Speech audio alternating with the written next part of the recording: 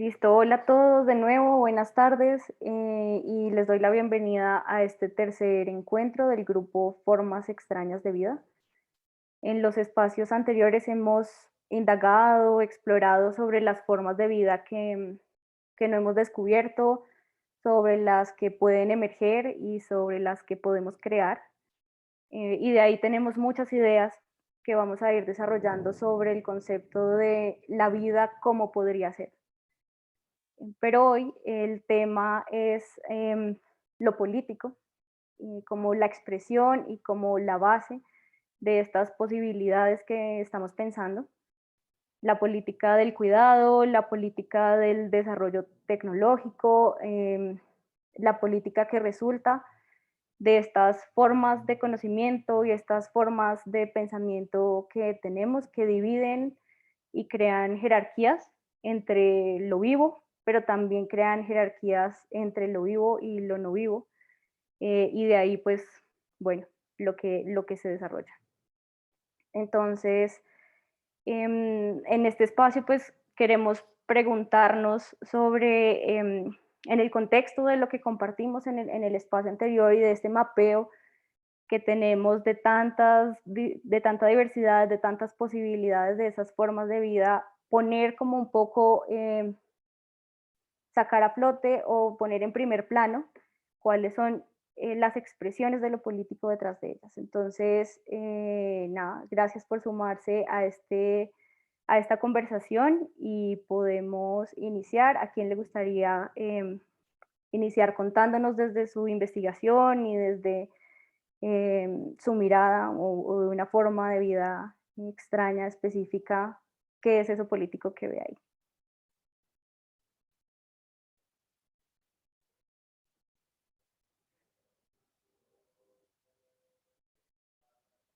Adelante, Lina. Okay. Hola a todos, ¿cómo están?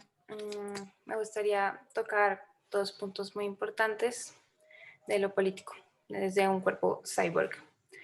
Yo soy una productora de data constante por el páncreas artificial. Mis medidas de azúcar se están almacenando ahí constantemente. Entonces, pues a mí me toca bajar estos datos por Bluetooth al computador, como que mi cuerpo se conecta por Bluetooth al computador. Y bueno, yo creo que todos producimos data constantemente, no es como solo mi cuerpo. Pero digamos, estos datos se los tengo que pasar a doctores o algo así, o a veces simplemente quedan ahí en la nube.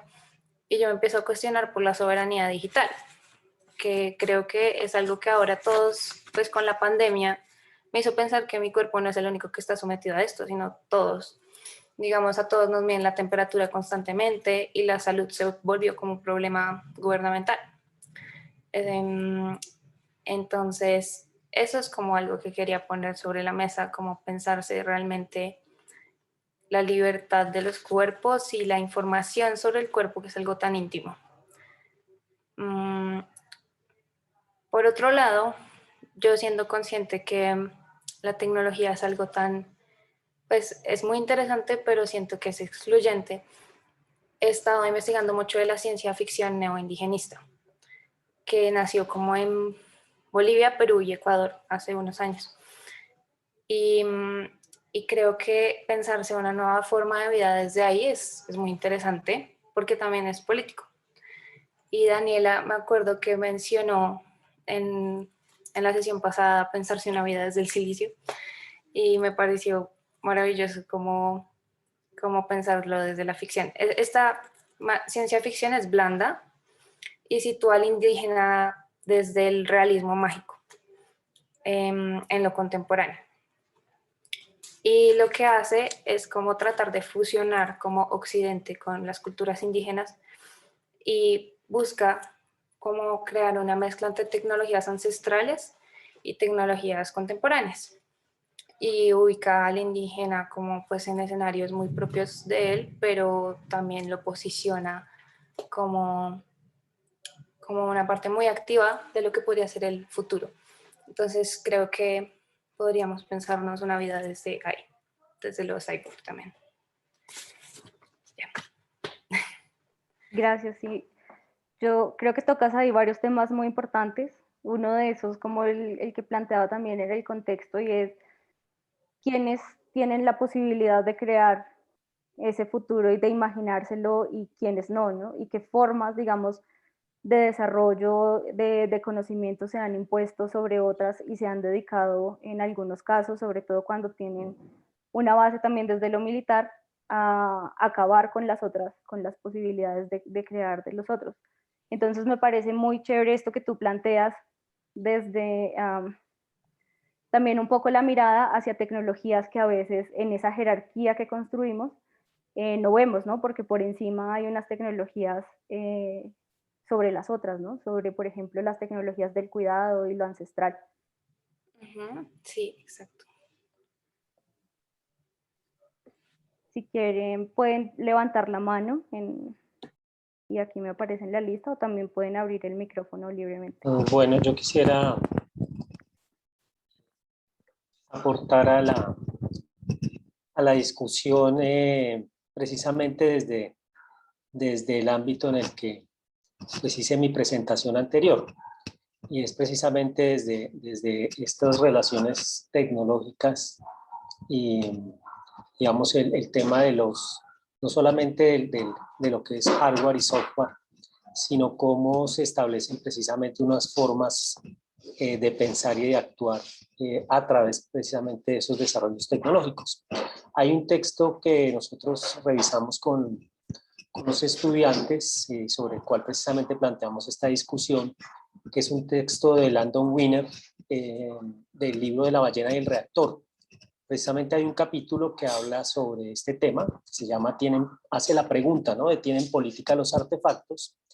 Y plantea, digamos, varios ejemplos, por un lado desde la arquitectura, en el caso, por ejemplo, de la construcción de unos puentes de un famoso arquitecto, Robert Morse, que son los puentes que están sobre las avenidas que van hacia Long Island. Y precisamente la altura de estos puentes, digamos, en el momento en que se construyen, pues no iba más allá de los 9 pies, y eso impedía, digamos, el paso de ciertos transportes, por llamarlo de alguna manera, masivos, es decir, estaba limitado a que solamente ciertos automóviles que eran obviamente de una clase privilegiada pudieran transitar por esas autopistas. De otro lado, por ejemplo, en la industria, cita un caso en los años 1885 sobre los movimientos sindicales en Chicago, y que precisamente una forma en la que la tecnología logró romper, digamos, con los movimientos de estos sindicatos fue la adopción de unas máquinas que pues para la empresa tuvieron un costo muy alto, pero que a pesar de ese costo tan alto y de que finalmente no pudieron continuar siendo utilizadas, pues acabó precisamente con cierta clase obrera que era la que lideraba esos sindicatos. Digamos, algunos de los ejemplos que cita este texto. Y es algo que miramos mucho en términos de los desarrollos que hacemos y de la forma en cómo abordamos ciertas tecnologías en los espacios académicos, porque si bien es cierto que hay ciertos modos y ciertos parámetros y ciertas formas que los fabricantes, digamos, de todos estos software y hardware establecen como correctos, digamos, cuando uno habla en Photoshop hay ciertos parámetros que ya establecen unas estéticas a las que debemos dirigirnos y debemos orientarnos. Y nosotros siempre buscamos romper un poco con esas estéticas planteadas como digamos, las que a las que deben apuntar el uso de estas tecnologías. Y es precisamente cómo subvertir la herramienta, que es algo que encontramos muy presente en el arte, y es que desarrollos como el Kinect, que en su momento pues, fue pensado para el tema de los juegos, para otras formas de abordar, digamos, el cuerpo, ¿cierto? La forma en cómo nosotros gestualizamos, los artistas encontraron en él un potencial creativo. Entonces es precisamente cómo precisamente políticamente nosotros podemos llegar a subvertir esa forma de pensar y esa forma en la que han tratado de organizarse muchos de estos desarrollos tecnológicos. Pasa también, por ejemplo, en la industria, por ejemplo, fotográfica, ¿no? Si bien se han desarrollado algoritmos como el que trabaja formatos como JPG y que permiten, digamos, a partir de una toma fotográfica, tener unos parámetros estéticos también que van a entregar las cámaras. Las mismas industrias fabricantes de estos dispositivos los emplean de forma diferente y cada uno de acuerdo, digamos, a cómo concibe una estética desde su punto de vista como fabricante de ese dispositivo. Entonces uno puede tomar fotos simultáneas con dos cámaras de diferentes fabricantes y a pesar de que están utilizando un mismo algoritmo, podemos obtener también resultados diferentes estéticos por esa misma forma en que políticamente nos quieren hacer ver cuál sería el modelo sobre el cual debemos trabajar esas estéticas.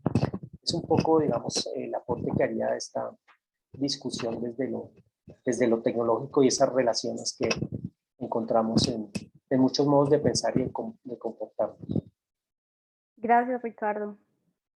Sí, quiero comentar sobre lo que dices, pero creo que Dani estaba también en fila. Si quieres, Dani, adelante y luego voy yo.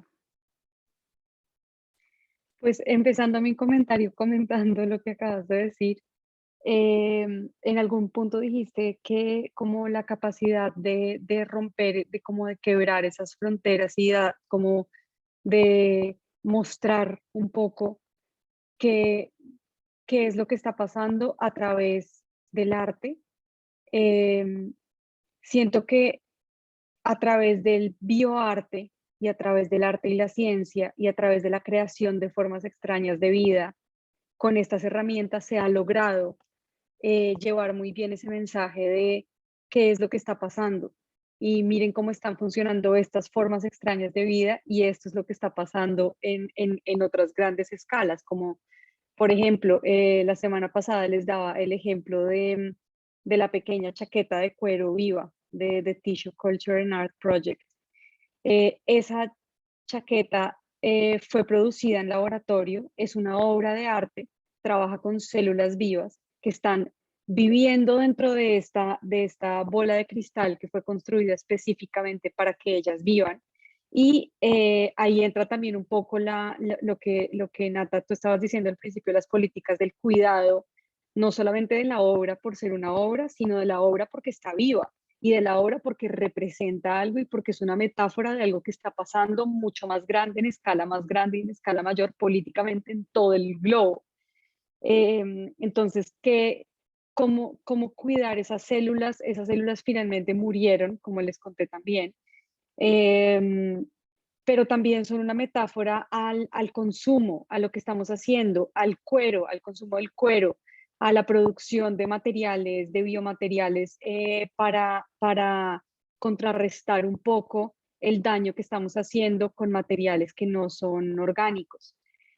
Entonces creo que estos artistas y estos creadores y estas creadoras han logrado como abrir estas puertas y han logrado hablar desde este lenguaje artístico, científico, poético sobre estos temas y poner en la mesa y en la discusión temas profundamente políticos y sociales que están pasando actualmente en el mundo.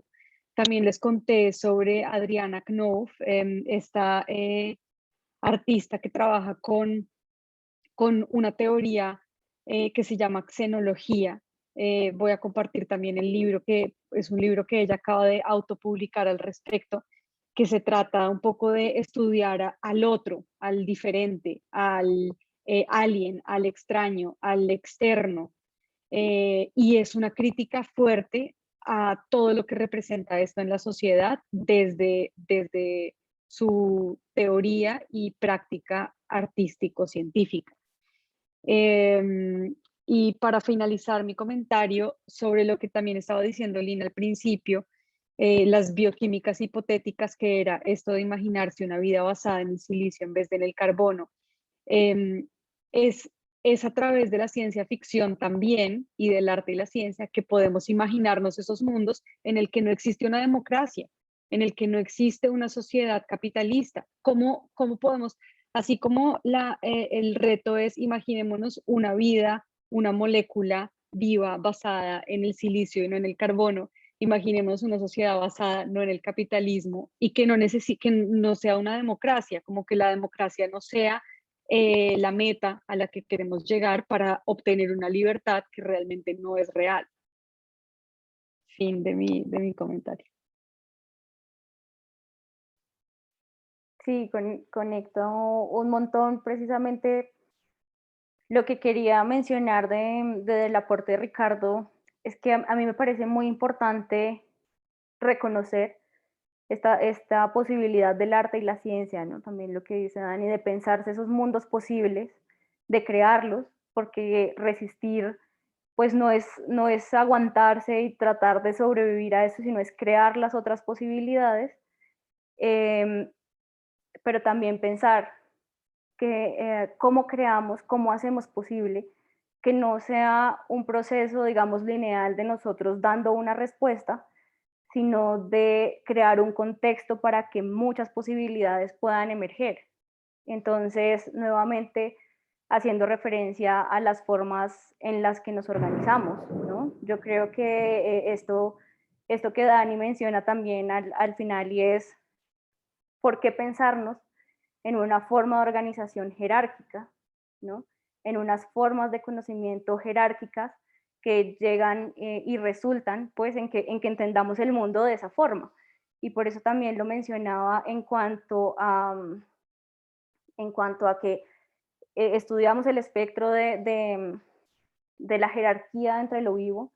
Tenemos una filosofía como originaria de esta civilización que nos enseñó que existían esas jerarquías en la naturaleza, en las plantas por debajo, los animales, luego los humanos, dentro de los humanos otras, pero también que eso vivo tiene una fuerza sobre lo no vivo, ¿no? Que tiene un poder de imponerse sobre eso no vivo. Y creo que esta forma de conocimiento, así digamos a grandes rasgos como la presento, pues es la que nos ha llevado también a estas políticas de organización y sociales que tenemos. Entonces, estoy de acuerdo también con ustedes dos. Creo que los modelos también de creación, las formas en las que nos sentamos a pensar esas vidas futuras, también son modelos que sirven para pensarnos las formas en las que nos organizamos y creamos. Hola, buenas tardes a todos. Hola, Felipe. Con relación a eso y con relación a lo que yo expuse la vez pasada, pues estoy bastante de acuerdo con lo que dijo Daniela, bueno, con lo que han dicho, sí. Y era ahí donde yo pues puse como el ser humano da unas categorías para decir qué es lo que está vivo y qué cosa es lo que tienen que tener, ¿sí? Entonces, nacen, crecen, sí, se reproducen, tienen, bueno, lo que yo expliqué la vez pasada. Y la cuestión era que pues no pude pues mostrar los videos, los subí todos, no sé si los vieron. Y era eso, era como ese tipo de organismos que también se hacían, tenían unos ciertos tipos de características como, digamos, el movimiento, ¿sí? Como el de Theo Jansen, ¿sí? En donde uno dice, se está moviendo por el paso del viento, tiene reacciones, digamos, por unos circuitos hechos por él, donde al tocar el agua pues no se mete, o otros sí, ¿sí? Otros se alimentaban de la energía eléctrica y cosas como esas, y aún así pues se movían, hacían ciertas funciones, ¿sí? Entonces, es eso, es como el ser humano da políticamente unos puntos para decir, este está vivo, este no está vivo. Digamos, lo vemos también en estas cuestiones de los virus que han llegado a problematizar mucho si están vivos, si no están vivos, muchas teorías y cosas salen y otras no, y se aceptan y también no, ¿sí? Entonces creo que se coge políticamente o incluso una cuestión también muy social. ¿Qué le damos, hemos dicho, cómo podemos determinar ciertas cosas, cómo nos convienen, cómo hacemos esas jerarquías, ¿sí? Entonces ese era el punto que quería así como llegar, como, ¿será que mirar algo hecho por una máquina, una inteligencia artificial, está viva, no está viva? ¿Puedo hablar con ella? ¿Puedo hacer una relación con esa inteligencia artificial? Hasta dónde dejamos que llegue o que se parezca a nosotros, ¿sí? Entonces me parece que eso es una cuestión muy política, ¿sí? Nos conviene, no nos conviene, para qué la hacemos, cómo la hacemos y todo, y es determinado pues por el ser humano, en donde determina incluso desde ¿sí? Como egocéntricamente, ¿sí? Cómo puedo determinar dónde empieza la vida o qué está vivo. Gracias. Me parece maravilloso eso que tú dices, Felipe, ¿no? ¿Cuáles son las implicaciones políticas de esa definición de la vida que se está buscando desde diferentes disciplinas y hacia dónde la vamos a llevar? Adelante, Julia. Hola, ¿me oyen? No me veo. Sí, te oímos, pero no te vemos aún. Ah, es que creo que no hay suficiente luz. Ya. No había nada. Bueno, pues yo también estoy como de momento pues de acuerdo con todo lo que han dicho y me hacían pensar en dentro de esas jerarquías y el valor de la vida. Pues algún argumento que se ha usado para, bueno, en el contexto de Colombia, pues para los que no están acá, que estamos en protestas y todo, un argumento que se usa para que la gente no salga a protestar es el coronavirus. Y en esa jerarquía de vida, entonces usan como esto de por favor no salgan porque se contagian y todo eso, sin decir yo que esté en acuerdo o en desacuerdo con esas ideas.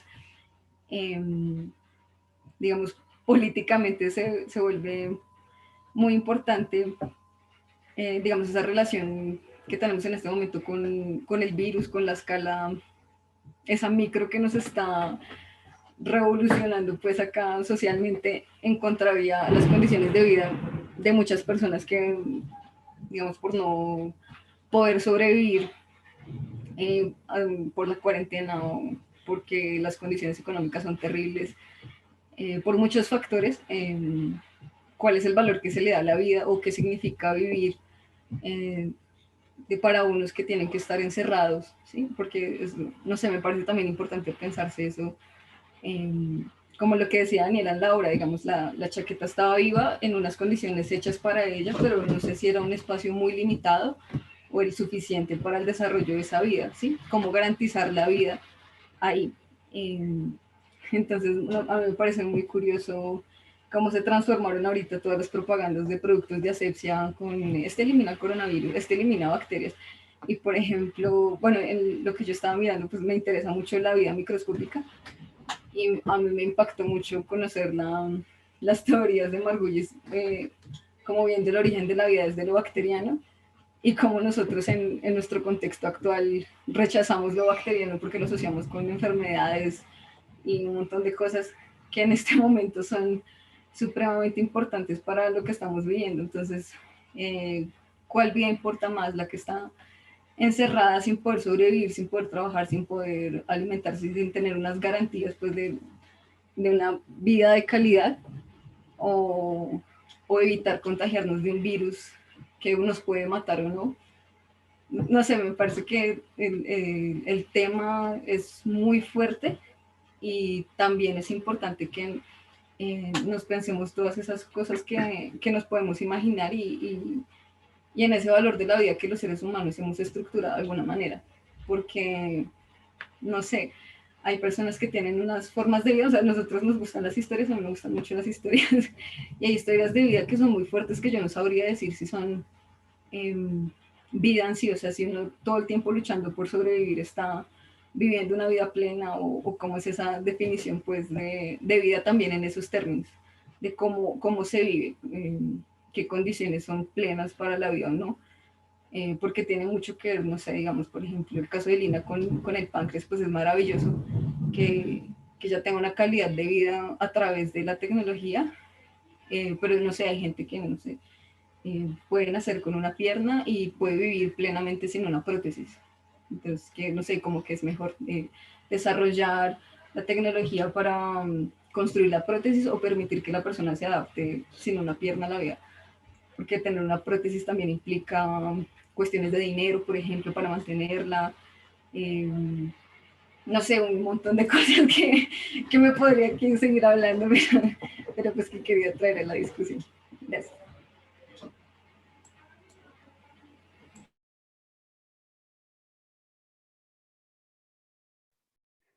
Gracias, Hulda.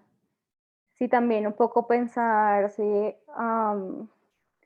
las posibilidades de quienes pueden como hacer esas hibridaciones, ¿no? ¿Qué tan cercano, qué tan distribuido es el acceso también a estas tecnologías y nuevamente a estas posibilidades?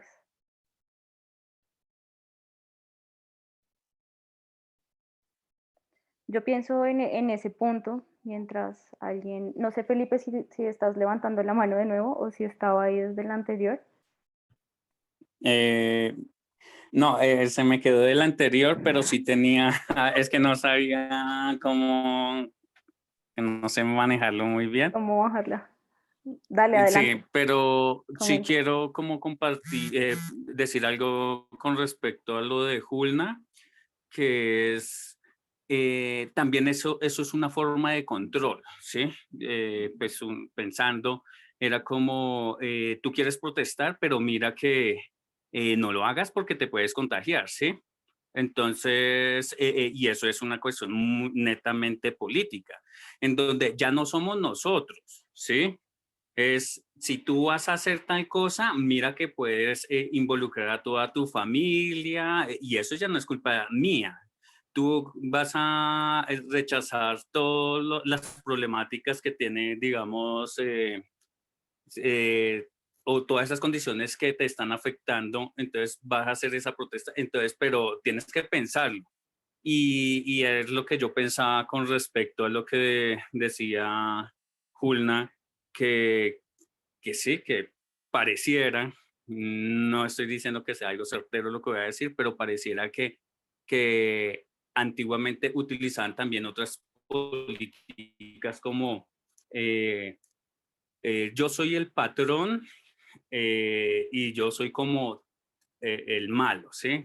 Como tú estás trabajando para mí y si haces alguna protesta es conmigo. Ya después eso como que cambia a decir yo soy el patrón, pero ya el malo es con el mismo trabajador igual a ti porque él te puede quitar el trabajo, ¿sí?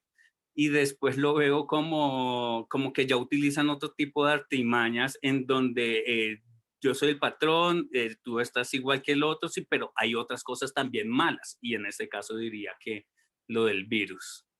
Gracias. Gracias, Felipe.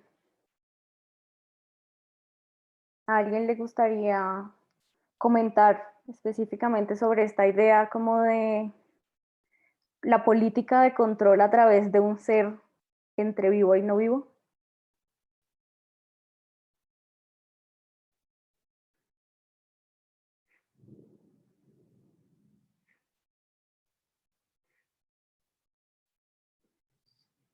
Bueno, en ese caso yo quería comentar en el punto anterior también que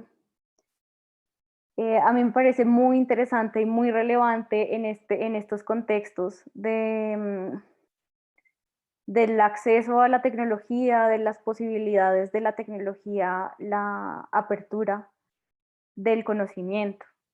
Y creo que eso es algo que tiene también mucha relevancia y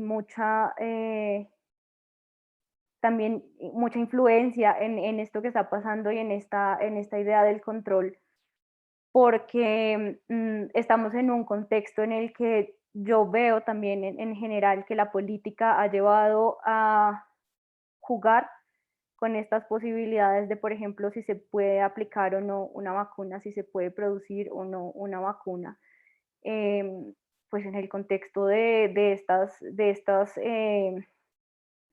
¿cómo decirlo? Como de estos juegos políticos que no le dan el valor ni siquiera a la vida humana, hablando de estas jerarquías que mencionábamos anteriormente. Entonces, por ejemplo, en un contexto como este, basado en una producción capitalista, en una necesidad de acumular, pues vemos que una vacuna para el coronavirus, no, para una pandemia de estas dimensiones, no es abierta, ¿no? Es un recurso que no es accesible, que no se puede replicar, que no podemos hacer el esfuerzo de tratar de replicarlo en otros espacios, que, que vemos que se patenta ese código genético que estábamos viendo ayer, esa línea de texto que es el mensaje de ARN, que es la vacuna, se patenta y le pertenece a alguien, o se patentan las secuencias del coronavirus, o este tipo de prácticas que nosotros realmente hemos pues aceptado, ¿no? En general nos parece que es normal que una empresa haga esto y que, por ejemplo, como se vieron casos después, algunas empresas habían escondido la producción de las vacunas para especular sobre los precios. Entonces, creo que en ese contexto yo lo que veo que es en verdad muy, muy relevante es la apertura al conocimiento y nuevamente las formas de organización que permitan que estas tecnologías se desarrollen desde muchos otros puntos y no solamente pues en esos puntos centralizados. Y ese es un tema que nosotros tenemos en este momento enormemente y que aquí lo ligo específicamente con lo de las ideas de las nuevas formas de vida, porque en verdad quienes tienen acceso en este momento a crearse estas formas que nos estamos pensando, quienes estamos abordando desde la biología sintética, qué tan fácil es para nosotros acceder cuando hay instituciones que prohíben que nosotros como individuos o como comunidades experimentemos con estas tecnologías, pero se lo permiten a las empresas. O, o bueno, o que las cierran y las patentan, y entonces nosotros no podemos tampoco desarrollar el conocimiento y las tecnologías en estos campos, y tenemos que luego apropiar, ¿no? Lo que nos llega a través de esos que sí tienen permiso y que lo hacen pues en la base de la producción y de la eficiencia y de todo lo que esta organización implica. Lina había levantado la mano.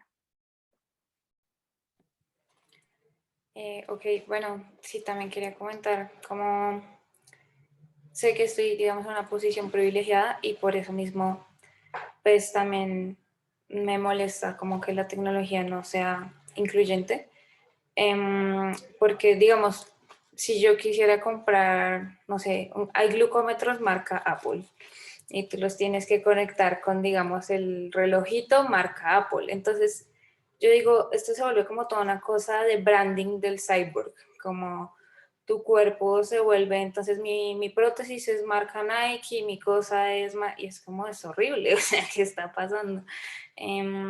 Entonces, hay toda una cuestión ahí política realmente como de este cuerpo postorgánico y de quién puede acceder a esto, lo que tú venías diciendo. O sea, sí, como estos cuerpos tecnológicos sí son un desarrollo como darwiniano porque es lo que tiene que ser, es el camino, pero hay que pensarse en nuevas formas de tecnología a las que pueda acceder más personas, a las que puedan acceder más personas, porque es muy costoso. O sea, ¿quién puede acceder a eso?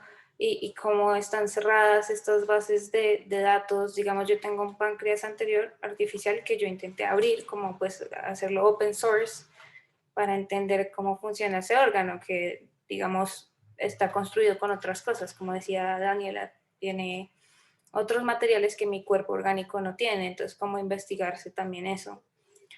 No sé, capaz tiene, no sé, cobre, estaño, cosas así, que mi cuerpo no tiene. Pues no sé, pero como que son cosas que a uno, pues a mí me molestan mucho, digamos, yo como persona diabética no poder, o sea, ver que otras personas en mi misma condición no pueden acceder a lo mismo. Entonces, pero yo creo que las bases de datos y todo esto ayudan mucho como al control de, o pues a crear como comunidades, ayuda a esto. No sé, tal vez puede ser una solución. Como el Gracias, Lina. pensamiento colectivo, no sé. ¿Cómo el qué, perdón? Como el pensamiento colectivo y cómo contribuir unos con otros. Sí, seguro, la relevancia de lo comunitario. Dani, tú tienes también la mano. Pues antes no alcancé a contestar tu pregunta, pero quería como aconsejar ver la obra y también la charla que dio Paul Banús en el Festival de Suratómica con respecto a su obra de labor, que no recuerdo si la semana pasada la presentamos o no como una forma extraña de vida, pero lo es una forma extraña de vida muy bella de hecho. Y aunque él está criticando un poco la forma en la que nosotros, los humanos en general, usamos a los microbios y a otras formas de vida ajenas al humano para la producción capitalista de materia prima o para la producción capitalista de alimento o para el tratamiento de tierras o de lo que sea, que es otra forma de vida y otra forma de esclavitud producida por el mismo humano. Creo que lo interesante también para esta discusión es la similitud que tiene o cómo nos hace pensar ese trabajo en lo que está pasando en la sociedad hoy en día. El trabajo se llama Labor y consiste en unas células y en como especies de vida muy, muy pequeñas que producen el olor al sudor humano, pero no tiene nada que ver con sudor humano, pero está haciendo referencia al trabajo y a la labor del trabajo. Entonces, para mí, aunque no directamente en el discurso del trabajo, sí hace una referencia total a, pues al trabajo corporal también del ser humano para poder sobrevivir y para como que estamos viendo en Colombia hoy, como una clase trabajadora totalmente desconocida para la clase gobernante y totalmente, que no tienen ni idea de cómo viven, ni de cómo trabajan, ni de qué es lo que está pasando ahí, están totalmente desconectados, pero hay una manipulación gigante encima, que era lo que ustedes estaban diciendo antes. Entonces, quería hacer referencia a esa obra. Y con respecto a otra pregunta que hiciste tú, como de manipulación de formas extrañas de vida también, quería hacer referencia a la obra de Marta de Menezes que expuse la semana pasada, que además se trata también sobre la vida eterna, que se trata sobre la inmortalidad y es manipular unas células de tu propio cuerpo para que se vuelvan inmortales usando células de cáncer, obligándolas a vivir de esa forma, haciéndolas inmortales, es la decisión de hacerlas inmortales, aunque nuevamente, entre paréntesis, el discurso de la obra es bellísimo y es diferente. Yo estoy como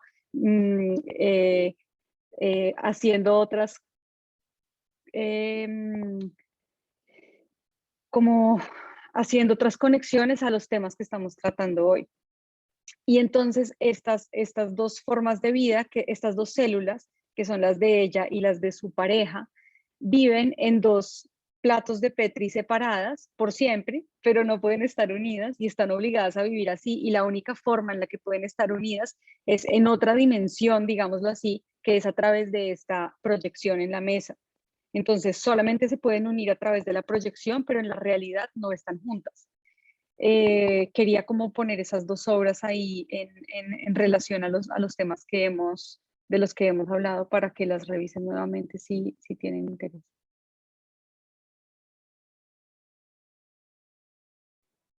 Vale, muchas gracias, Dani.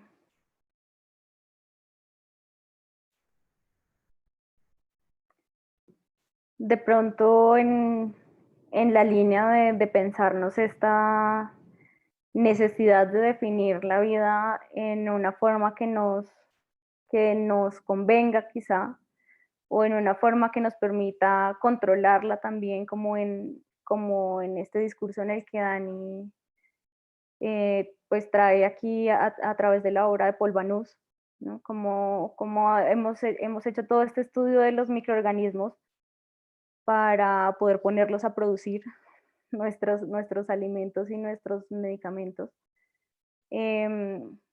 Me parecía interesante también una referencia que nos compartía Luis la vez pasada, en la que decía, bueno, porque estamos buscando una nueva definición de lo vivo, pero también quizá qué tal que no necesitemos tener una definición unificada de lo vivo. Entonces me gustaría poner eso también sobre la mesa, y no sé, Luis, también si tú quisieras comentar, que me parece muy interesante preguntarse por lo político de buscar las formas de vida fuera de la Tierra.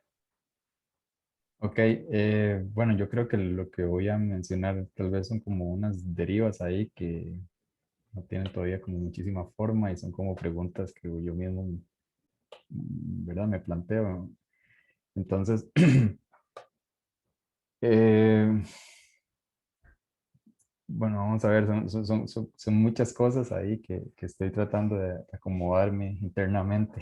Entonces, bueno, creo que voy a empezar con una referencia que de hecho les mencioné la vez pasada sobre Lucía Monge, que tenía unas semillas de papa que incorporó en la Estación Espacial Internacional, y que ella tenía como de base una pregunta que en apariencia es bastante sencilla, ¿verdad? Como de cómo pensar el futuro, pero más bien cómo sembrarlo, ¿verdad?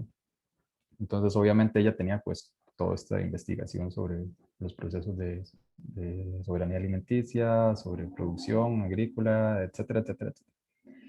Pero esta idea como de sembrar el futuro, yo la asocio también mucho a una idea de una filósofa ahí española que se llama Katia Faria, que ella pregunta, ella se pregunta sobre este, cómo poder hacerse responsable de lo que aún no es en tanto ejercicio político, ¿verdad? Como en esta imaginación, digamos, de las cosas que aún no existen, pero poder asumirlas con esta responsabilidad de tener un ejercicio sobre eso. Entonces yo también me pregunto sobre cómo hacer esos ejercicios de percibir otras formas de vida, eh, terrestres o extraterrestres, y acercarse a ellas, pero no de una forma como lo hemos venido haciendo como especie, digamos, las ganas de conquistarlo, de colonizarlo, de extraer, ¿verdad? Que tiene que ver con estas relaciones con el extractivismo y demás, sin invadir, sin dominar, sin poseer, sin creer que nuestra forma de percibir el mundo es la única y la más adecuada, nuestra razón y nuestras racionalidades, las únicas formas de percibir la vida, ¿verdad? Es como lo que les decía la vez pasada, no sé, a una bacteria le importa poquísimo que la denominemos como tal, ¿verdad? O un árbol le importa lo más mínimo que le llamemos árbol y que lo categoricemos de tal especie. Entonces, como esta posibilidad de repensar nuestras propias prácticas y nuestras propias percepciones, desde un lugar lejano a la dominación, a la conquista, ¿verdad? Es como este esfuerzo enorme de Elon Musk de dominar otro planeta y de conquistar otro planeta y de invadir, ¿verdad? Y que tras de eso nos salga diciendo que es la única forma de salvarnos como especie. Entonces, esta responsabilidad sobre lo que aún no es, lo que aún no percibimos y demás, para mí es como bastante relevante, o por lo menos está como dándome muchas vueltas, porque también esto de esta posibilidad como de redefinir nuestras propias percepciones, ¿verdad? Y nuestras cosas sensoriales y nuestros, no sé, lo que sea, pero lejano a esa racionalidad que tiene, por supuesto, un bagaje histórico, colonial, etcétera, etcétera, etcétera. Entonces, esa redefinición o esa repercepción o acercarnos a eso que aún no es o creemos que no es. Desde, no sé, la escucha, un conectar distinto y no desde, o sea, no lo quiero decir, no quiero que parezca como esta romantización, ¿verdad?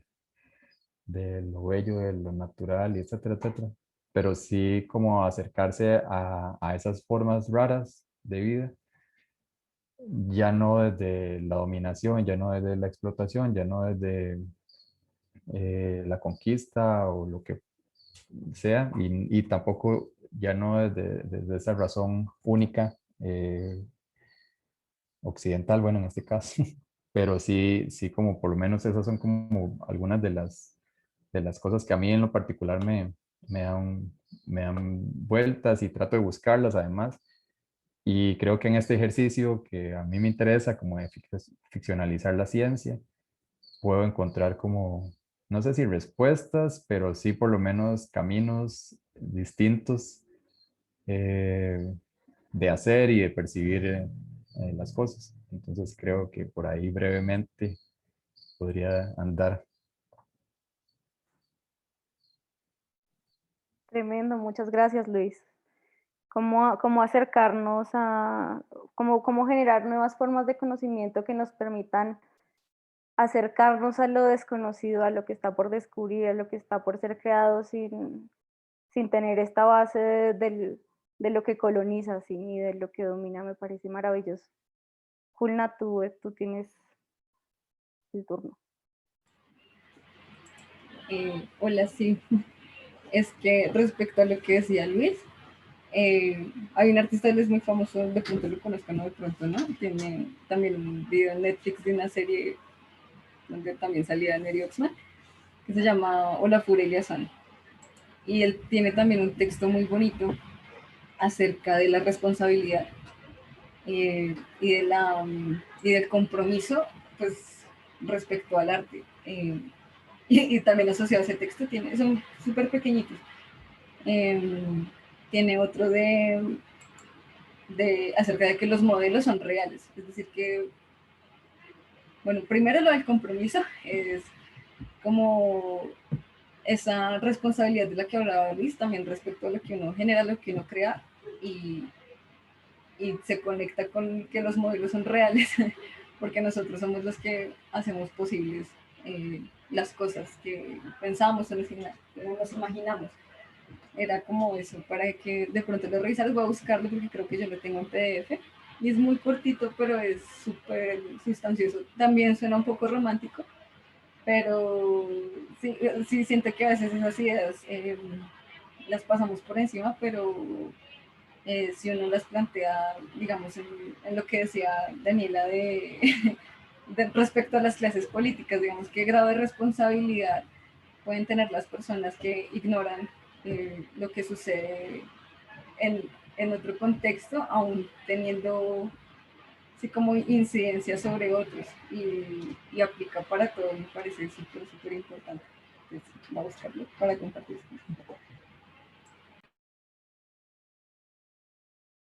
Relevante esta idea como de empezar a entender que no existe tal cosa como una realidad, sino que es justamente lo que nosotros vamos creando. Y esa conexión con lo que Luis decía está ahí clarísima, ¿no? Y con lo que planteaba Dani también del cuidado. Cómo vamos creando ese mundo y cómo nos vamos haciendo responsables y cuidadores también de eso que va emergiendo. Porque además también creo fuertemente que crear no es, digamos, establecer, ¿no? Tampoco como esto es lo que es, esto es lo que va a ser, sino que crear es abrir las posibilidades para que las cosas emerjan por fuera de lo que nosotros determinamos también como humanos. Luis, ¿querías comentar algo? Sí, bueno, antes de comentar, no sé si ya estamos en el momento de como el comentario y discutir, porque creo que hay falta alguien más por hablar, entonces no sé si lo hago de una vez o espero a que... Sí, seguro, yo lo proponía muy abierto también. Quienes no han hablado, los invito a que levanten la mano y compartan ahora, porque ya casi vamos a cerrar también. Entonces, dale, Luis. Ok, Adelante. ok. En realidad creo que es sobre eso mismo y lo pienso siempre como mucho con esto, ¿verdad? Como sí, lo de los cuidados, la política de lo sensible incluso y de los afectos y de cómo nos acercamos a, bueno, eso que decía Daniela, como esta referencia a lo xenológico, digamos, y también a lo raro y a lo alien y a lo que sea, y a lo multiespecies, multientidades. ¿Verdad? Cómo nos acercamos a eso desde otro lugar que no tiene que ver, ¿verdad? Los miedos, sino más bien un cuidado, una responsabilidad afectiva o lo que sea, pero acercarse a eso desde esos lugares, que implica también redefinir y reformular todos los procesos, digamos, de aprendizajes que hemos tenido, de cómo nos vinculamos con los demás y con las otras especies, y incluso el tema de como de la domesticación, ¿verdad? Que tenemos plantas en las casas, perritos y lo que sea. Y eso creo que ayuda o da pistas de cómo repensar. Voy a hacer como un paréntesis ahí de una noción que yo aprendí hace muchos años de los estudios culturales, de una idea como que tenía Stuart Hall y todo eso, sobre que el contexto es constitutivo al sujeto.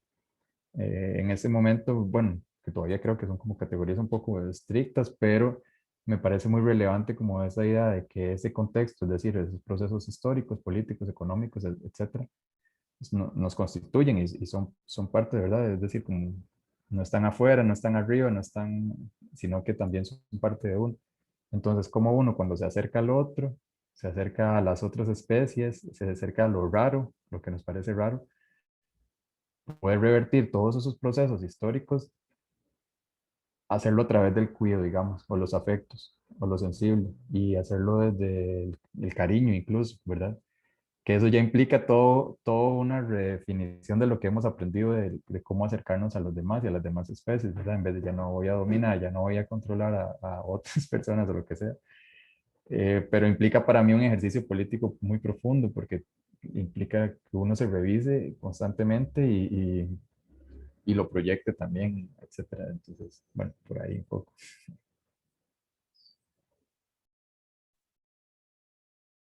Gracias, Luis. Yo, bueno, creo que ahora que Lina regrese le damos el turno que tenía ella la mano. Quería preguntarte a ti Ricardo, que también nos has compartido como esta investigación también desde un contexto de lo académico, ¿no? ¿Tú cómo ves también este rol de esa mirada de lo académico en pensarse estas ideas y en tener como participación en estas nuevas formas también de organizarse y de crear? Pues es precisamente pienso yo que es un compromiso que tenemos de alguna manera con personas que estamos formando, ¿no? Y es desde ahí, desde donde realizamos precisamente este tipo de reflexiones con los estudiantes, ¿no? Que hay un compromiso más que de una transmisión de conocimiento, pues que ya no es tan horizontal como en otras épocas, sino es más una asesoría, un acompañamiento que se hace a los estudiantes y a estas personas con las que compartimos, digamos, muchos años de experiencias y de compartir no solamente un conocimiento, sino unas formas de vida, ¿no? Porque digamos, el estudiante, tanto como el docente, se ven enfrentados a situaciones, por ejemplo, en este caso de la pandemia, en las que muchos hemos tenido que buscar alternativas y otras formas de relacionarnos con el otro para lograr seguir avanzando en un propósito, en un proyecto de vida. Entonces, pienso que es un compromiso, digamos, que se adquiere en la formación y es reflexionar precisamente alrededor de cuál es nuestro lugar y qué lugar queremos ocupar, tanto socialmente como políticamente frente a lo que nos rodea o a lo que nos sensibiliza, ¿no? Que es algo muy presente en los artistas, ¿no? Hay una sensibilidad, digamos, a flor de piel frente al entorno, frente a lo social, frente a lo político, frente a la relación con el otro. Entonces lo veo mucho desde ese punto de vista, ese compromiso que tenemos como formadores, ¿no? Vale, muchas gracias, Ricardo. Lina, no sé si ya estás de vuelta y quieres comentar. Dale. Sí, aquí estoy. No, pues realmente quería como invitarlos a pensarnos también cómo se construye un cuerpo, que creo que también es muy político. No tanto desde los cyborg, o bueno, sí, también desde los cyborg, como por ejemplo, si fuera desde la tecnología y desde la naturaleza. Digamos, si yo tengo una prótesis que se construyó en Estados Unidos, no sé, lo que sea, y yo soy colombiana, una parte de mi cuerpo se hizo en otra parte. Entonces sería Neil Harbison, digamos, tiene su antena y él dice que debería tener una green card porque una parte de su cuerpo como que nació y se desarrolló en otra parte del mundo. Entonces el cuerpo se vuelve un territorio geográfico y político según cómo se va construyendo. También es un cuerpo que se construye no bajo la mirada masculina, sino se construye. Entonces, como que eso también me parecía importante ponerlo en la mesa, como para pensarlo, cómo se va a construir este cuerpo en esta nueva forma de vida.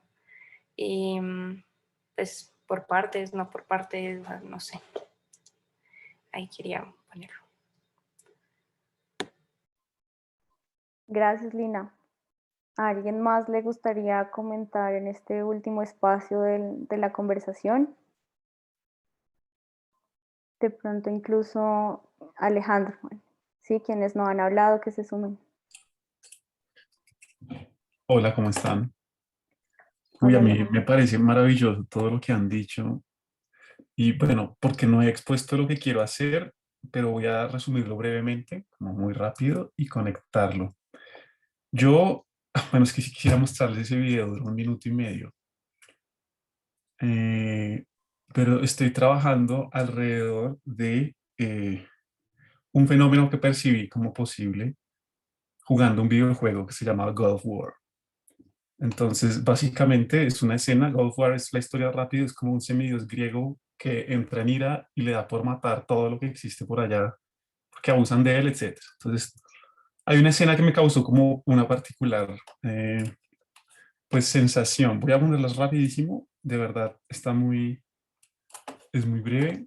Entonces, básicamente, bueno, el rey Midas saben como que todo lo que toca se transmuta en oro, ¿cierto? Y es un juego muy bello porque empieza como en términos gráficos, nada poéticos, pues, como a dimensionar cómo sería el encuentro de un personaje con cada uno de estos dioses y, bueno, criaturas. Él mata la ida a todos, encuentra a Perseo, a Teseo le rompe la cabeza con una puerta, sin ser un juego tan barbárico, sino es como esa truculencia abunda mucho en esta forma como de, sí, ¿cómo decirlo? Relatar el entramado mitológico griego, sí, es un juego un poco complicado por eso. Entonces les muestro rápido esta escena en la que me encontré jugando. Él coge al rey Midas y se supone que tiene que pasar. Ya, bueno, ya van a ver. No.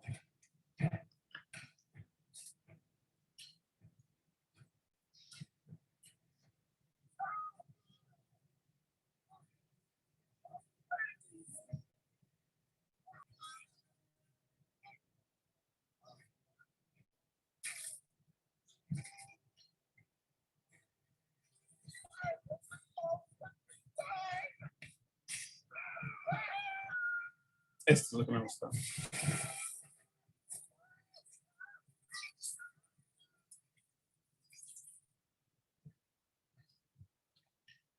Ahí. Sí, entonces, bueno, la veo y lo que pienso es cómo en algún momento el juego propone que el tacto del rey Midas, si se supone que todo lo que toca transmuta, no deja que él sea como derretido por la lava, ¿cierto? O sea, me pareció como bello pensarlo en algún momento, como si se supone que lo baña la lava y lo calcina más rápido, ¿cómo es posible que quede él así? Entonces empiezo a percibir o a pensar y a escribir que es muy posible que, bueno, obviamente esté muerto o, digamos, petrificado o, sí, vuelto metal también por lo que él provoca en el entorno, pero hay una suerte como de membrana posible por su condición como, bueno, orgánica de poder transmutarlo, en el que él se ve encerrado, ¿cierto? O sea, yo puedo pensar que él eventualmente está ahí dentro, pues, naturalmente se descompone porque hay oxígeno en su sangre, pero es casi como que hay un aislamiento de todo el entorno. A mí me gusta mucho el gesto de este juego, independientemente de que sea bueno o malo, como me parece como muy, muy potente y poético, dado que también es como que es impulsada la lava y es otro elemento como que en la vida de los seres humanos ha sido como, no es tan manipulable, ¿no? Entonces este tipo mete al rey Midas para pasar como un río de lava, bueno, y ahí. Entonces, ¿con qué me encuentro? Y es que esta idea de que hay un encerramiento de su cuerpo, muy posible, ¿cierto? Como espécimen que perdura, pues como cortarlo por ahí o manipularlo, la encontré en un virus que afecta a ciertas amebas y que hace que se petrifiquen, entre comillas. Entonces las lleva a un punto de estrés metabólico en el que ellas hacen una capa gruesa alrededor de sí y queda un quiste y por lo general mueren ahí paralizadas. No sé por qué, pero me aburre mucho que le hayan puesto así, Medusa virus. Si quieren eso lo comparto ahorita en el Classroom, pero es básicamente lo que hace. Entonces, yo he puesto a pensar como, perdón, ya que dejo de compartir pantalla. Me he puesto a pensar, ya dejé de compartir, acá, listo. Sobre una condición del cuerpo, como por dos lados, similar, como esta parte metabólica del virus, como que petrifica, y esta otra que es como de un mundo, no sé, ulterior o ultramundano, de los relatos mitológicos, no tienen que ser como deidades, en el que se juegan dos fenómenos del cuerpo como ligados o posibles. ¿Qué pienso yo? En algún momento no dejaba de escribir que es posible que, no sé, en términos epistemológicos, un fenómeno como el que yo percibo en esta escena, porque no es que pase en el mito del rey Midas, que él entra a la lava y eso sería hermosísimo, hay casi que un quiebre también en ese recubrimiento del cómo pensarnos, como en esta idea de lo transversal o limítrofe con lo demás, que pareciera ser como también parasitario, ¿cierto? O en el otro, que es el del virus, que tiende como a hacer que las cosas o los agentes de pensamiento empiecen a enquistarse por sí solos. Me parece muy rico empezar a percibir que esos fenómenos se dan como en el estrato biológico, repito, y en el estrato como del argot, que puede ser popular, bueno, folclore, etc. Casi que todos los objetos o las situaciones a las que se encuentran, sí, a las que están abocadas, no sé, pienso en seres mitológicos ahora, no dejaba de pensar, por ejemplo, qué significa cuando una gorgona mire a alguien y lo petrifique. Pues obviamente está esta idea como natural, incluso existe el verbo gorgonizar, que es como petrificar o como, uy, quedé impresionado, pero tal vez como buscando otro tipo de apropiación, como que sin ánimos de buscar nuevas formas de vida posibles, sino todo eso que está ahí resonando y que al parecer no ha sido como tan explorado, ¿cierto? Y he pensado en eso porque me doy cuenta que estas figuras han sido muy recurrentes, bueno, en términos arquitectónicos, en muchos edificios, en entradas de templos, han sido como símbolos también narrativos en muchas historias y símbolos como ¿cómo se dirá? Apotropaicos, es que se dice, como de defensa, como en relación como con fenómenos naturales también, siendo regalos, etcétera. Entonces, ¿qué pasaría si eventualmente un fenómeno como esos puede ser partícipe también digamos, esta parte biológica, en este caso los virus, aquí se hablaba de bacterias también y me gusta cómo se usan cultivos de bacterias como otros agenciamientos posibles de esas maquinaciones que parece ser que solo sintetizan fármacos o alimentos, etcétera. Y pensaba en eso como una investigación como volcada a una revisión de posibles fenómenos, en este caso como, de verdad no tiene que ser la mitología griega, puede ser cualquier otra, pero en las que hay como hibridaciones, no tanto porque uno se reconozca como, va, puedo tocar y transmutar cosas en oro, sino porque hay relaciones posibles entre lo que puede ser una lava y el oro, como, hay una relación posible si eventualmente el rey Midas toca, o entre la carne y la piedra, donde hay una gente que es como, no sé, una gorgona. Entonces sí, como buscar no tanto como una hibridación para sentirnos como ulteriores, que se ha pasado, o superiores con lo que se denomina como lo natural, sino cómo eso puede alimentar otro entendimiento entre conexiones aparentemente, bueno, no tan legibles.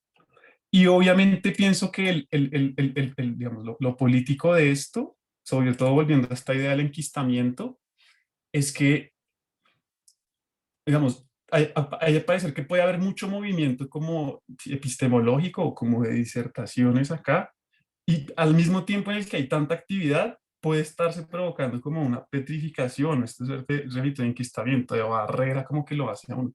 ¿Cómo podríamos pensar si se puede romper o como mirar qué barreras hay, cómo aterrizarlo ahí en ese sentido, ¿sí? A veces yo pienso como que este taller se piensa mucho de investigar y crear, y pienso en que eso solo sucede si uno, bueno, investigando y creando, es decir, la investigación por sí sola no trae un aprendizaje único de la creación y la creación no trae por sí sola un aprendizaje de la investigación. Entonces, ¿cómo eso puede ser como un lugar para pensar otra forma? Bueno, pues siquiera de revisar los objetos que ya están creados, etcétera. Entonces, sí, creo que puede ser como muy potente en ese sentido. em, eh, Esta idea como de hibridación entre eso, ¿no? Porque se habla mucho como de vidas de otros planetas y todo, pero pues como que la mitología es una vida igual como muy activa que nos ha conformado mucho tiempo y es otra vida, como digamos exoplanetaria, no lo sé, o tal vez se trate de reterritorializarlas en vez de buscarlas afuera, no lo sé, como, pero sería como, me parecería interesante como incorporar eso, sobre todo porque hay veces en las que veo, no sé si les pasa viendo películas, hay gestos como, no sé, con una máscara o a un canto, cosas así como muy sutiles que pueden como detonar relaciones como no percibía. Entonces sí, básicamente sería eso. Vale, gracias Alejandro. Yo veo mucho de como también creo que venía surgiendo de la conversación y sobre todo con la propuesta de las nuevas miradas de Luis, como que no es ver solo hacia afuera, solo hacia lo que no está, sino ver de forma diferente también lo que ya está y crear esas nuevas relaciones. ¿A alguien más le gustaría comentar ya acerca del cierre?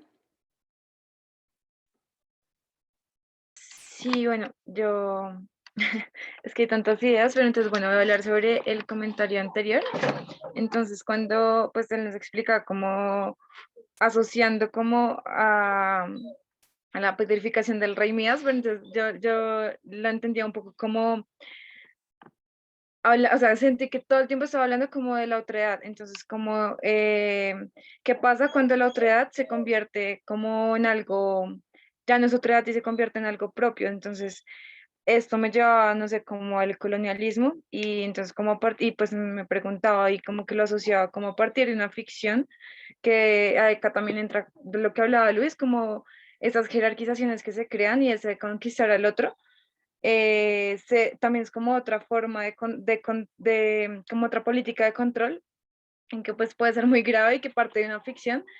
Eh, entonces, cómo se llega a controlar al otro, como entrando como si no se fuese otro, sino como si fuesen el mismo, y así actúan también como pues muchas enfermedades, o bueno, no sé, no tengo como ese conocimiento en lenguaje biológico, entonces de pronto lo diga mal, pero así entran como estos virus, no solamente como a nivel como ideológico, o sea, como no algo físico, sino también como una enfermedad Bueno, y también quería hablar un poquito como yo no tenía como la oportunidad de presentarme, entonces pues quería como unir cosas brevemente. Entonces, bueno, hay una exposición que se llama Persona y bueno, luego les comparto los links.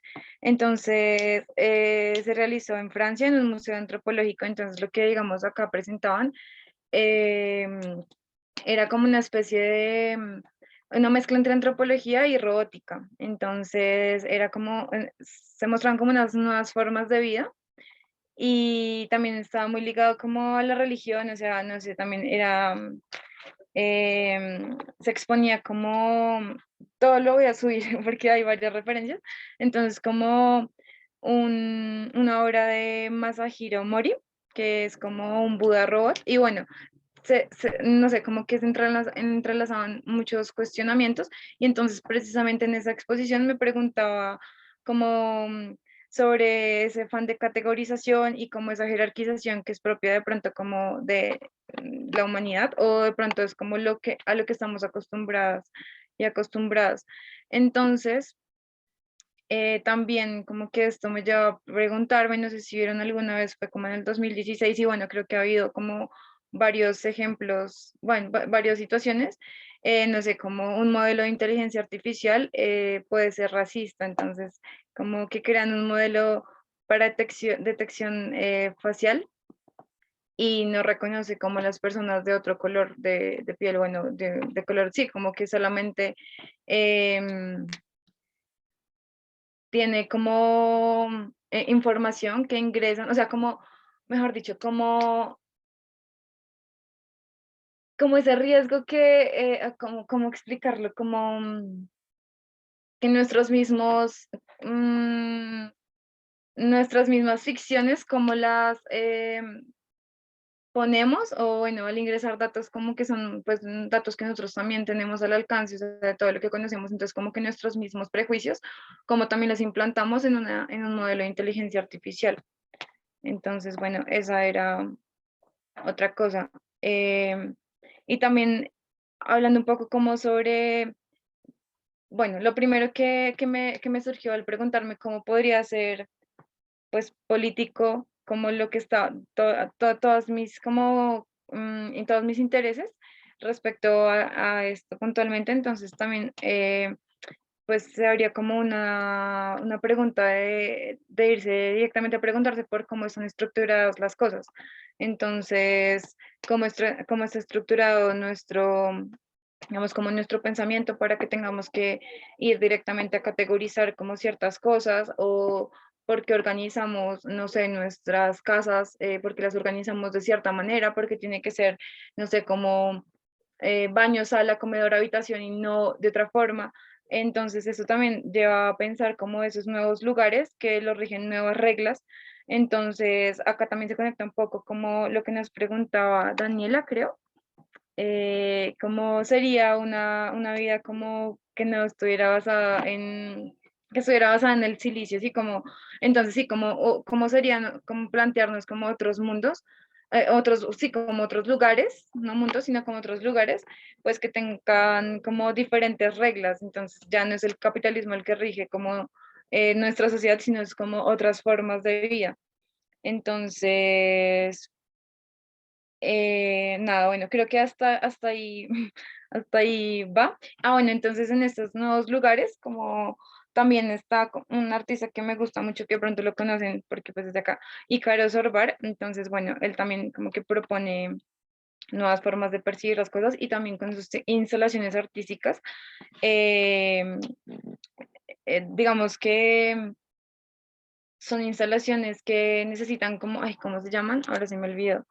Bueno, son instalaciones asistidas, entonces necesitan siempre estar ahí como al cuidado, sí, alguien al cuidado de ellas para que funcionen. Entonces también lo uno como con lo que proponía, lo que nos mostraba Daniela de la chaqueta de cuero y preguntarnos sobre muchas cosas, entonces también acá entra como las políticas del cuidado.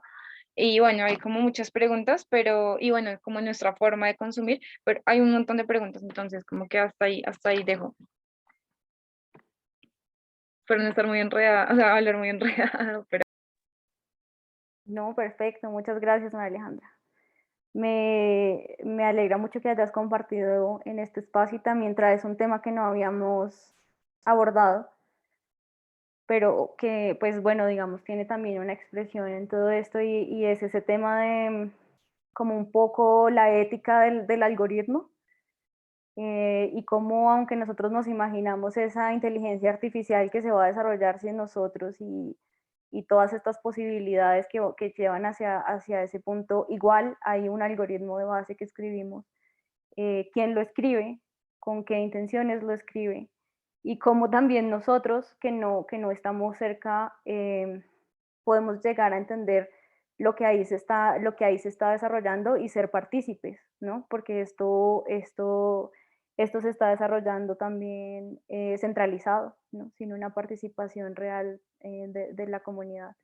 Entonces ese tema me parece muy importante porque conecta de pronto con, con también lo que les quería proponer para el cierre, y es que pues hay un elemento político muy fuerte en nuestra práctica, no solo en la técnica, sino también en cómo lo creamos, en cómo nos organizamos para crearlo. Y creo que es muy importante, así como lo decía también Ricardo, en los espacios de la academia, que en estos espacios de colaboración que tenemos para la investigación y la creación y el repensar de las artes, pues estén estas posiciones políticas, estas miradas políticas presentes y claras. Y bueno, yo en verdad pues sentía que era algo muy relevante en el contexto de lo que nos estábamos pensando en este grupo, en pensarse en esos futuros, en crear esos futuros quienes estamos directamente haciendo los procesos de creación. Pues que yo creo que sí, somos todos nosotros también como parte, somos todos nosotros también los artistas, que pues que exista esta reflexión y esta mirada previa o bueno, o constante, permanente también. No puedo estar más feliz de compartir con ustedes este espacio porque me maravillan todas sus miradas, aprendí un montón y creo que de verdad también vale muchísimo la pena que compartamos esto. Yo siento que en el contexto de lo que está sucediendo hoy en Colombia, pero que también sé que se extiende a Latinoamérica para quienes no están, no están aquí, o bueno, en verdad a todas partes también, a Dani que está en Viena, pues creo que esta mirada y estas nuevas formas de pensamiento que nosotros proponemos desde las artes y desde estos espacios alternativos, pues tienen que darse a conocer. Así que muchas gracias por compartirlo y bueno, pensemos entonces si queremos publicarlo o si alguien quiere hacer un comentario más, súper bienvenido.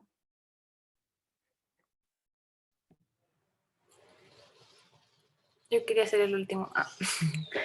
No, pues lo que comentaba Alejandro me dejó mucho pensando en lo de la mitología, porque esta ciencia ficción no indigenista también piensa mucho el mito y pues, las nuevas formas de vida desde ahí.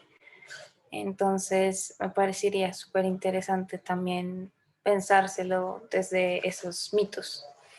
Entonces, pues dejo como esa inquietud porque siento que hay una potencia muy, muy fuerte, como recuperar lo mítico. Entonces, ya.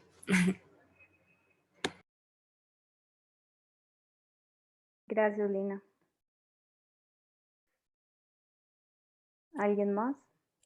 Sí, yo diría, claro, digamos, parte del interés alrededor de eso, y sobre todo porque a mí me gusta mucho la ciencia ficción, pero es como fuera de lo que la narrativa por sí propone y obliga como a pensar, hay diferentes maneras de aproximarse a una misma narrativa, bueno, de ciencia ficción o mitológica, e incluso en la biología, como el mundo microscópico, siguen siendo aproximaciones pues que no están de la nada desatendidas de lo que creemos que sucede gráficamente, ¿no? O el estudio de física de partículas, etcétera. eso es un escenario muy rico en gestos, sobre todo, y también técnicos, es decir, técnicos en el sentido más como menos mecanicista de la palabra, tal vez, ¿no? Tal vez más maquínicos.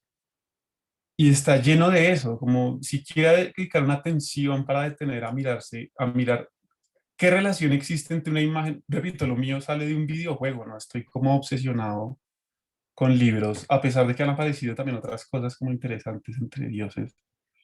Pero sí, es como ese gesto que también da lugar al mito, ¿no? No es solo la historia narrativa del dios que da vueltas en un carruaje, sino el impacto que eso tuvo incluso en términos técnicos, en términos, bueno, de producción, de subjetividad, casi que capitalista. A mí me gustaría, como, no sé si han leído un tipo que se llama Reza Negarestani, tiene una novela que se llama Ciclonopedia y él plantea como, es una novela como de ciencia ficción, pero en algún momento es una reflexión filosófica de cómo los demonios de este tiempo, casi que malignos, empiezan a hacer el plástico, el petróleo y toda esta suerte de cosas que vemos que se reproduce y atentan contra como el orden orgánico de una manera muy acelerada. Y es sobre todo el gesto, pienso, como en el hecho de plantearla como una reflexión así, me parece muy potente. Y sí, obvio, sin lugar a dudas es como interesante si se puede también como hablar de eso. Pues digamos, creo que yo podría investigar desde allí.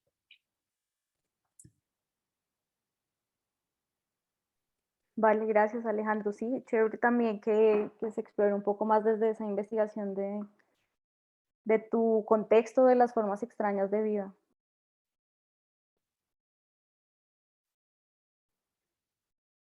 Bueno, yo creo que entonces podemos cerrar ahí la discusión.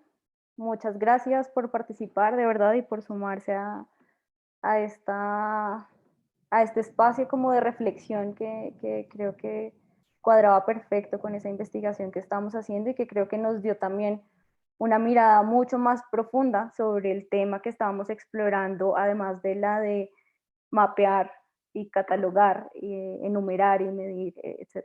Entonces, muchas gracias a todos.